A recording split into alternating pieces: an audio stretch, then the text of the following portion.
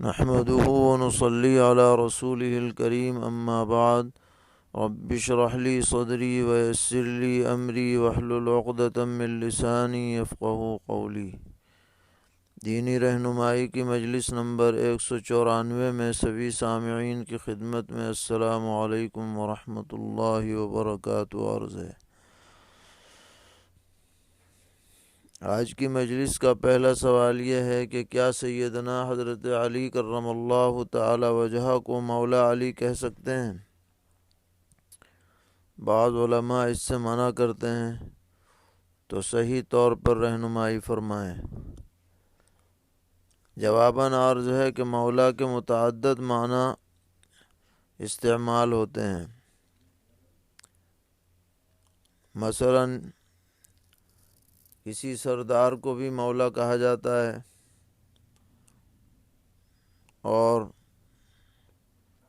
اسی عزت و تکریم کی بنیاد پر علماء کو مولانا کہتے ہیں کہ یہ ہمارے سردار ہیں۔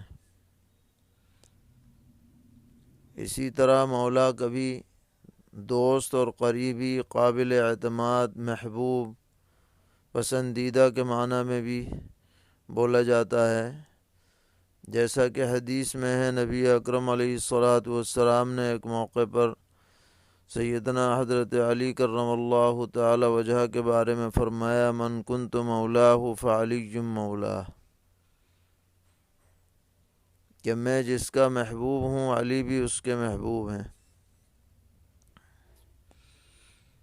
تو ان دونوں معنی کے اعتبار سے حضرت علی کرم اللہ تعالی وجہ کو مولا کہنا، اس میں کوئی مذائقہ نہیں ہے۔ لیکن بعض فرقے مولا کا ایک خاص مفہوم لوگوں میں رائج کرتے ہیں، اور وہ یہ ہے کہ نبی اکرم علیہ الصلاۃ والسلام کے بعد آپ کے جانشین اور خلیفہ بلا فصل سیدنا حضرت علی کرم اللہ تعالی وجہ کو مانتے ہیں، حالانکہ جمہور امت اس بات پر متفق رہی ہے کہ نبی اکرم علیہ الصلاۃ والسلام کے بعد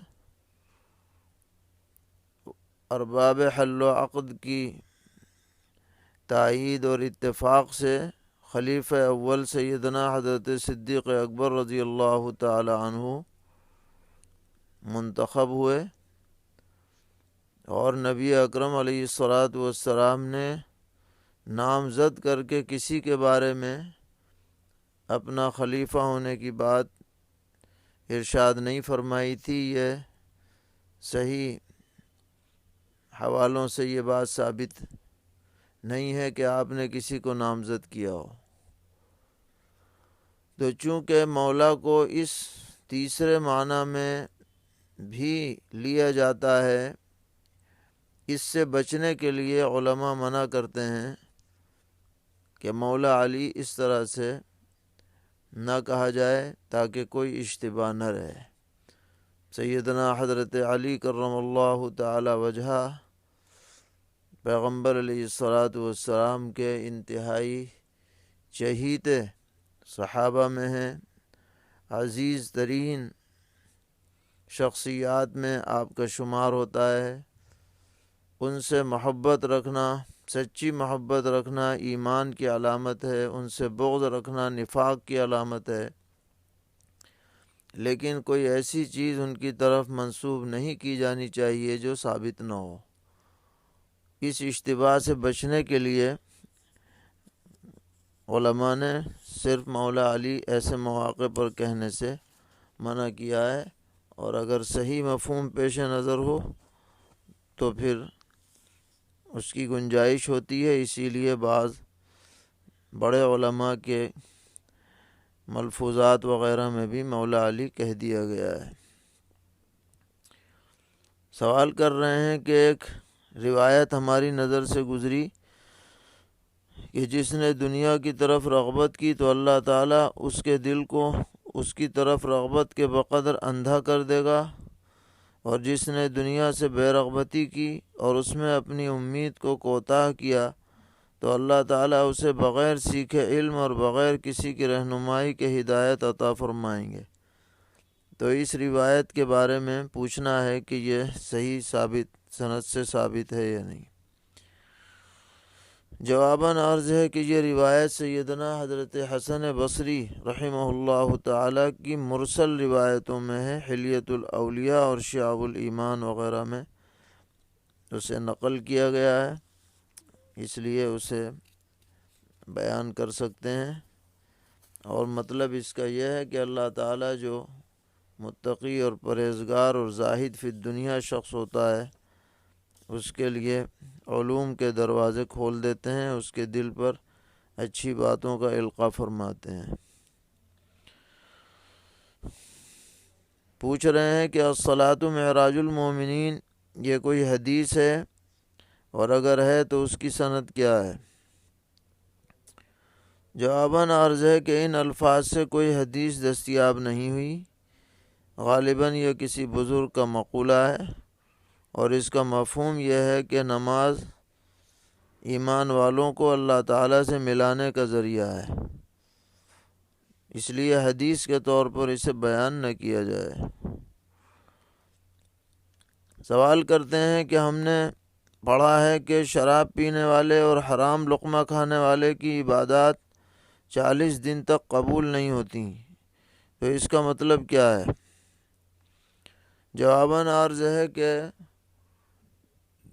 اس کو اپنی عبادتوں کے ثواب سے محروم رکھا جاتا ہے سزا کے طور پر، جب تک اس کے اثرات اس کے پیٹ اور بدن میں رہتے ہیں ان حرام چیزوں کے، وہ ان اعمال کے ثواب سے محروم رہتا ہے۔ پوچھ رہے ہیں کہ مذہب کے معنی کیا ہیں، اور یہ بھی بتائیں کہ کیا مذہب کا ماننا واجب ہے؟ جواباً عرض ہے کہ مذہب کے معنی ایسا راستہ جس پر چلا جائے، پھر اسے خاص نظریے کے معنی میں بھی استعمال کیا جانے لگا۔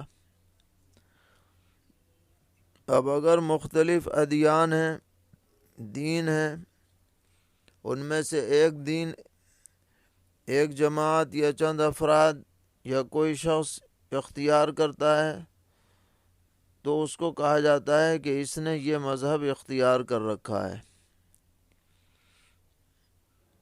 تو جب دین کا آپس میں تقابل ہوگا تو ہر ایک دین کو الگ مذہب کہا جائے گا۔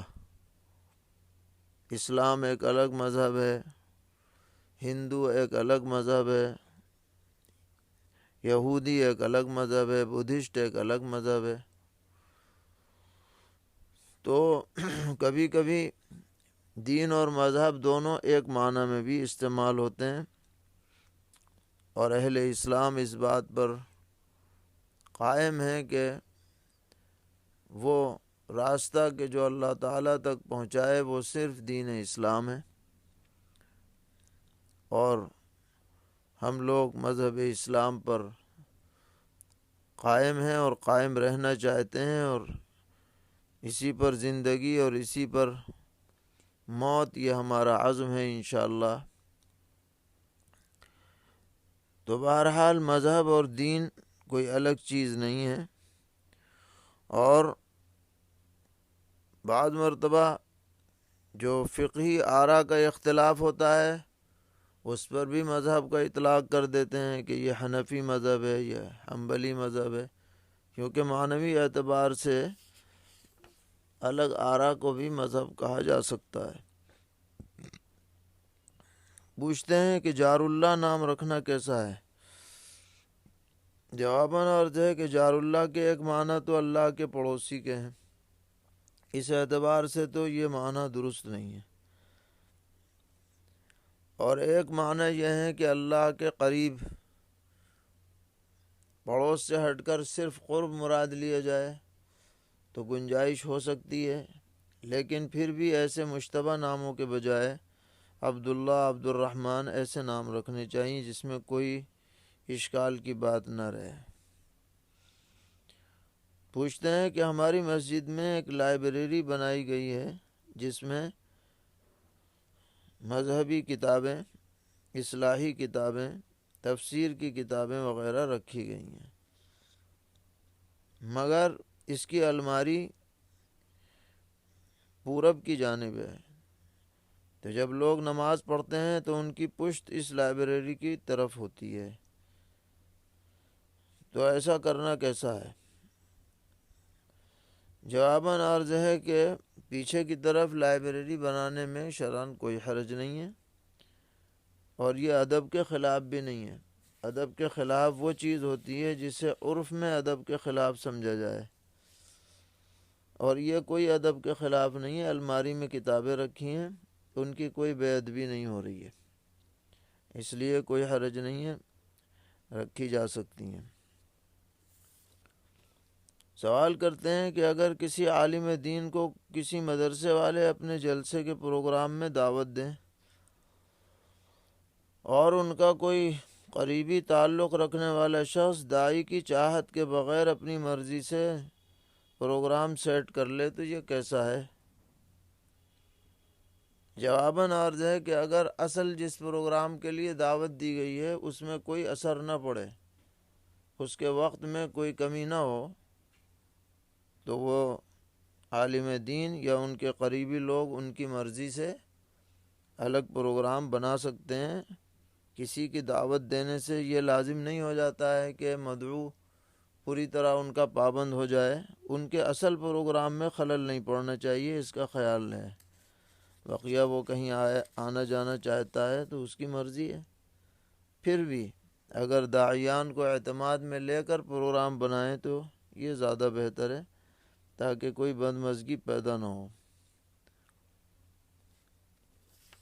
پوچھتے ہیں کہ سرکار بنکروں کو لون دے رہی ہے جس میں 35 سے 30% تک سبسڈی ہے، یعنی 10 لاکھ روپے مل رہے ہیں، اور اس میں سے 6 یا 6.5 لاکھ 10 سال میں واپس کرنے ہوں گے صرف، تو یہ لون لینا صحیح ہے یا نہیں؟ جواباً عرض ہے کہ اگر واقعتاً اس میں سود نہ دینا پڑے تو اس طرح سے معاملہ کرنا درست ہے، اس سے فائدہ بھی اٹھا سکتے ہیں۔ پوچھتے ہیں ایک شخص پتھر اور شیشے کی کٹنگ کر کے اس پر جاندار اور ذی روح کی تصویر بنا کر فروخت کرتا ہے تو کیا اس کا کاروبار درست ہے؟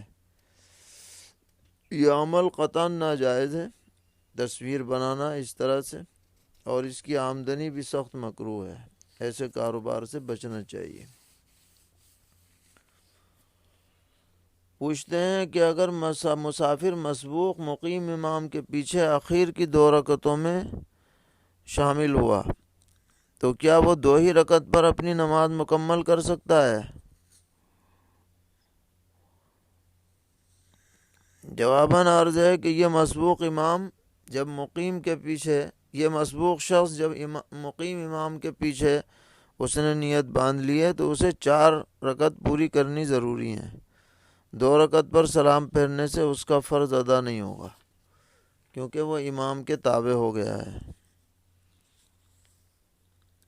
سوال ہے کہ جمعے میں اذان ثانی یعنی خطبے سے پہلے ہونے والی اذان بھول گئے اور خطبے کے بعد یاد آیا تو کیا حکم ہے؟ جواباً عرض ہے کہ خطبہ درست ہو گیا، نماز بھی صحیح ہے، لیکن ایک سنت چھوٹ گئی، اس پر استغفار کریں، آئندہ اس کا خیال رکھیں۔ پوچھ رہے ہیں رمضان المبارک کے جو روزے کی قضا باقی ہے اس کو رکھنے کے لیے رات میں نیت کی لیکن سحری میں آنکھ نہیں کھلی تو روزہ رکھنا پڑے گا یا نہیں؟ جواباً عرض ہے کہ بہتر تو یہ ہے کہ اگر ہمت ہو تو روزہ رکھ لیں، اور اگر نہیں رکھ سکتے تو بعد میں پھر کسی اور دن قضا کر لیں۔ پوچھ رہے ہیں ایک خاتون ہے جن کی عمر تقریباً 70 سال ہے اور ان کی بھانجی اور بھانجی کے شوہر سفر حج کے لیے جا رہے ہیں، تو یہ کیا ہے خاتون اپنی بھانجی اور ان کے شوہر کے ساتھ سفر حج پر جا سکتی ہیں؟